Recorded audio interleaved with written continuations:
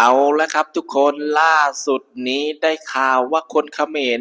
4,000 กว่าคนตกงานเป็นที่เรียบร้อยครับ3โรงงานในปอยเปตนะครับปิดตัวลงกระทันหันคนเขมรตกงาน 3-4 พันคนไม่มีที่พึ่งไม่มีที่ทำงานแล้วครับทุกคนเนาะนี่ละครับที่ฮุนเซนมันบอกว่าปิดด่าน500ปีเขมรก็ไม่ล่มสลายมีแต่ประเทศไทยนั่นแหละที่จะล่มสลายสุดท้ายเป็นไงครับพี่ๆเวรกรรมมันตามสนองคนเขมรแล้วนะครับตกงาน 3-4 พันคนนะครับนะ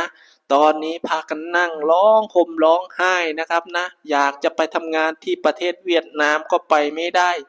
มาประเทศไทยไทยก็ปิดด่านไม่รับเขมรนะครับนะสุดท้ายเป็นยังไงครับพากันอดตุ๋ยในประเทศแน่นอนนะครับทุกคนโอ้โห